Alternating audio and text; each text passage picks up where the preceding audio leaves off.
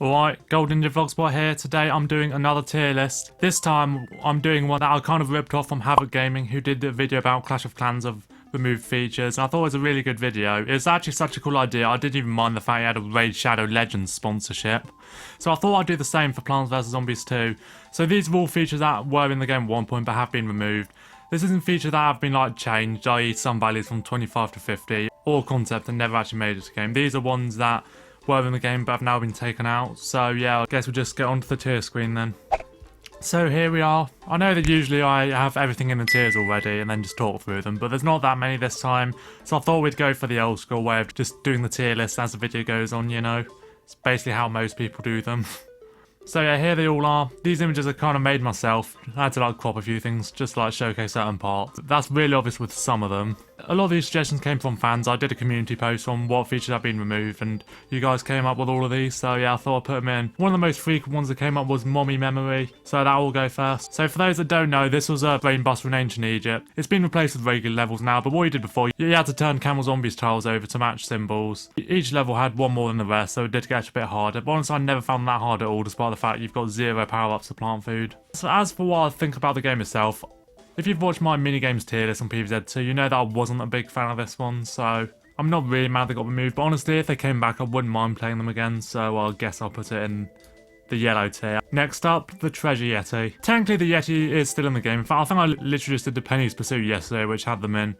I think the new Yetis were a lot tougher actually. I swear even an instant kill couldn't kill it. Because yeah, now you get them in Arena and Penny's Pursuit. I think you also get them in a Feast of Us quest in December, although I'm not sure if that's still going.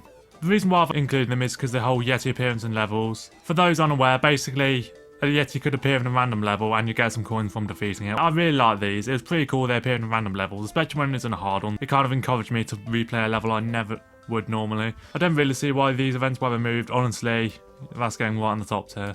So next up we've got Power Pinch. This is really from the archives. I think they dropped this in the, was it 1.9 update or something like that?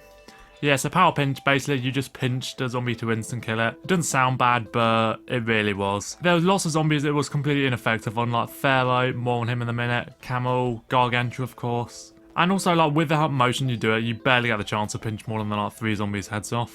Also, if I remember, it was actually more expensive than Power Zap, even though it is significantly worse. Honestly, this one's going, thank God it's gone. If it came back, I would not be happy at all. So now we have the costumes. This one should be quite self-explanatory. Sunflower, Pichu and Warner used to have Halloween costumes during October. They were default ones. That explains why they don't have ordinary costumes, because they had those ones. You couldn't take them off, but it's really cool. Although it seems in recent years they've forgotten about this, so... And I don't know why. There's pretty much no reason to stop this from going. Honestly, that's going right on top tier. Next up, I've just represented this with the Lost City Gargantua, whatever it's called. But this one is meant to represent the Ultimate Battle and Demonstration minigame themes, which have now been replaced with the regular ones. This is such a shame given how good those themes were, and it does get boring when you hear pretty much the same song on every level. However, it's said that they did remove this because it was taking up too much storage in the files, which is yeah, I can definitely defend them for that given that. Even when I'm recording my Plants vs Zombies 2 videos on my phone, when I'm taking a lot of captures of me playing them, that takes up a lot of space, so... If Plants vs Zombies 2 was taking up more, yeah, things would get quite troublesome. So this will go in understandable, scorn, but I'd love it back. Next we have one that might be a bit niche to be on this list, but I've gone for the Pharaoh, represented by Cherry Bomb. Basically this means the old Pharaohs. They could survive an instant kill if they are still in their sarcophagus. In fact, there were quite a few things that Pharaoh were immune to. I think they were immune to butter back in the day, they were immune to chili bean. But yeah, the biggest one is surviving instant kills. I actually did like this quite a bit, because I thought it just made it more challenging, Oh, you can cheese it with an insta-kill. Oh wait, no, he's running at you right now. Even if it obviously did annoy me back when I first started playing the game. Sounds weird now given how much they're babying you in the Ancient Egypt levels, but I think this should probably go in understandable as gone tier. Now we've got stars. If you've watched my videos before, you'll know that I didn't start playing until after the 1.7 update, so I never really got to experience the stars and the old map layout and stuff. In fact, I'm going to create another tier quick. Yeah, I'm throwing it in the unranked tier. I guess I sort of had to include it somewhere just because otherwise people would be complaining that I missed it, but honestly, it's probably not fair for me to actually rank this, so yeah, it's going there. They have sort of all about the optional objectives thing with Penny's Pursuit, but yeah, it's definitely not the same thing, so... So now we've got 3 power-ups. I think they are still in the game, but they're really rare. You can only get them occasionally on endless cards. Back in the day, you could get these from Pinata Party gifts as well. That was another thing I was going to put on the list, but I think you do still get gift boxes in a very few places like Vase Break on the last few levels of Modern Day, so I kept it off. Occasionally, if you failed a level, you get offered a free power-up. I think you had to watch an ad or something, but I might be wrong. I think with the amount of coins the game gives you nowadays, it's kind of understandable they remove these. Honestly, was it really that much of a difference though? Like, no one's really starved for coins, are they, these days? I'm actually going to put this in not a big enough difference. Now, Inzanity. This one I actually didn't realise was gone until a couple of weeks ago. I think this was sort of made to combat the people who always complain that there's nothing to do after they completed Adventure and didn't like Arena or something. So they kind of like add some daily brand new levels into it. There's like 5 in the calendar you could play every day.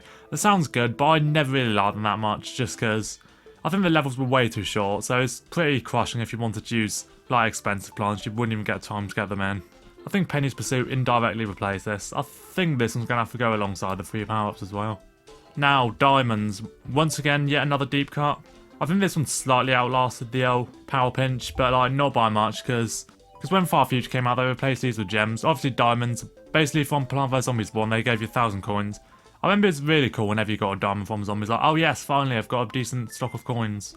But yeah, they've placed these with gems, which is like a completely different type of currency. It's definitely understandable. The sound when you came out and the look was just really cool as well. Regardless, I'd put this in understandable as gone. You could say not big enough difference with the amount of coins you can get nowadays. Yeah, I guess I'll put it in there then. Obviously, because the gems look really similar, there'd be no point putting it back in now, but that actually does lead us right on to our next one, Gem Drops. This is another one that I was really late to the party on finding that I was taken out of the game. Gems would occasionally drop from killing zombies. Now that doesn't happen, with the sole exception of Penny's Pursuit Zomboss if you already like basically beat the objective. Then it basically turns into a bonus round where you can kill zombies to get a few gems. Once again, lots of ways to get gems nowadays, so it's kind of understandable they dropped this, but I guess I'm going to say I'd love it back. Now we've got the level expansions actually being part of the map. Yeah, so when the expansions first came out, they were part of the maps, and then they eventually removed those, made them into limited time quests. Might be a little biased on this one, because I don't tend to replay these, until recently, of course, when I did the Wild West videos. Oh god. Yeah, maybe it's a funny thing for me personally, but I thought, like, if they're put on the maps, but we hadn't completed them yet, it felt like the world wasn't really complete, but now they just feel like bonus levels and not really part of adventure, which I kind of like. Also, now in the travel log, you can get gems for winning them. It's not really worth it most of the time, but hey, that's how it goes. Although they did remove, like, the first 2 from every expansion, which I thought was a bit dumb. Do they think that people don't have enough time to play 10 levels or something? Like, they're on for 2 weeks. One thing that, like, before the match, you could, like, replay them if something else happened. Which, that was actually a situation I ran into in my Wild West video, because I forgot to record one of them and couldn't replay it again. Now we've got the old key system. A lot of people probably know that whole thing where you could basically be the ancient Egypt Garg to get all the keys, but I think a lot of people forget that before that, you had to be the Gargantua stage to get the key for the next world. And yeah, that was the first system. I thought that was by far the best one. You got a Pokemon, each one which looks sick, as you can see right here. I thought that was a really good way to do it. It kind of was a little bit unfair on basically every post-Far Future world, given that the Garg stages come a lot later there. There were a few complaints that you get soft locked if you did Big Wave Beach early on and struggled to beat the level, but honestly, yeah, the key explosion thing just felt a little too easy for me. Although I do prefer that than the one nowadays where you got the linear sort of thing. That just feels kind of boring to me and doesn't give you the advantage of getting to use good plants in later worlds to help you out in the last levels in the earlier worlds, if you know what I mean. Yes, I know there's a way to glitch into the worlds now, but that's not the official way, so yeah. I'm not sure what the reaction would be if they brought these back, actually. It's gonna have to go in understandable, I think. Oh, now we have another infamous one, the Blover Spring Bean combination. For those that aren't aware of this, basically, you could use Spring Bean's plant food to bounce every non-stationary zombie in the air and then blow them away, which is a really cheesy tactic for levels. I believe the reason they removed it was because it was getting abused in Arena a lot. Which, yeah, that on its own I think should definitely disqualify it from bringing it back to.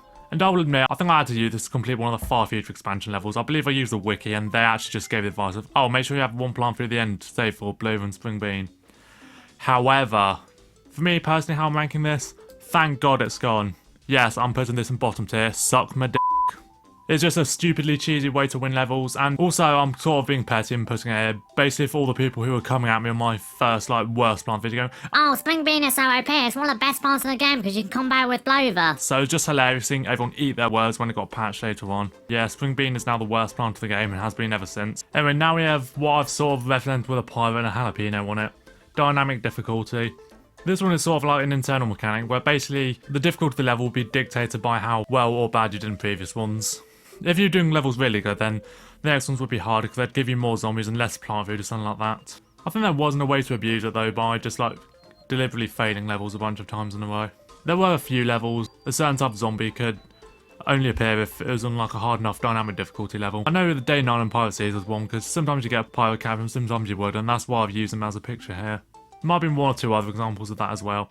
Also I remember like around the time Big Wave Beach came out, I was just getting like buckheads really early in some of the first Wild West levels, something like that, so that must have been it coming into play.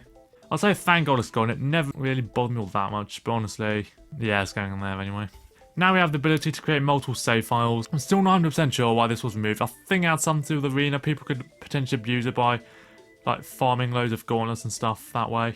Although one thing that really bugs me is that it still gives you like the big screen of it, but like, only the first one's able to be filled in. That just looks really weird to me. I think, yeah, I'll go an orange tier for this. It is a shame it's out because like it would be fun just starting again, and you can't do that anymore. It would be fun to like get the experience of the new versions as well, given how much they changed things, but now we have the old travel log. So when it first came out, it looked a lot different. You got rewards. I think you do still get the world rewards, but it had a completely different look to it. Like, the biggest part of it was you got travel log ranks. This was basically like a thing you could just like level up by completing quests and basically just flex in Game Center. However, the thing is, hands up who uses Game Center still? Exactly. This one I'll go not a big enough difference. The only thing I really liked about it was that it looks cool. I think the new version is fine as it is. So now we have premium upgrades. A lot of people don't even know that they took these out, but yeah. Bonus seed slot, bonus shovel perk, that sort of thing. It feels like I'm sort of cheating the game now because I think the third thing I bought on this is mostly just to get rid of ads was the starting sun bonus. So now I can start with 100 sun. Although like new players don't have access to that anymore because they took them out. I think I only bought it for like £1 because I think they were that cheap at that point. They probably took them out of the store because they weren't making much money from them given how cheap they were, and I don't think many people bought them anyway. Especially given you can rent another seed slot, and I think the coin value of that went down recently. Thing is, like when I first started playing, I think some of these are actually more expensive than the plant themselves. I think jalapeno was £2 and the starting sun bonus was like £2.50, which is a bit weird. Oh yeah, and if you didn't know, yeah, the plants were way cheaper back in the day. Don't get mad at EA. This one, obviously, you'd think they weren't making much money from it, so kind of pointless. Would say I love it back. Things it does make quite a difference though, so it can't go in the mustard tier. I guess understandable it's gone then. So now we have the Cannons Away rewards. This used to be a whole bunch of coins. I think the points were converted into coins, but now it's just one silver coin. It looks really wimpy. It feels like they're actually taking the with that edit of how you just get one silver coin from completing it. I used to like playing these levels for. It wasn't like a huge coin farm or anything, but it gave more than the average level, so why not? Level's still fun to play and all, but yeah, that's a bit of a dumb change. I'm saying bring it back. And finally, the skippable tutorial. This one's also going to bring it back. Simply put, there's no reason why you should have to watch a tutorial. If you played the first game, you should know how things go from here on out. I think you had to play one level in it anyway. You had to play the last one. You just didn't have to do the baby steps before that. And yeah, once again, another example of Plant vs Zombies 2 babying the player. And if they don't, they have the option to start the whole thing. They should have kept this tutorial skip in. You shouldn't have to do it if you already know how to play. Right, that's it for this tier list then. What did you think about it? Let me know in the comments, suggest anything else I missed. You should have done that in my community, but if YouTube didn't push it to you, then that's on them. I've been Golden Ninja Vlogspot. Thanks for watching.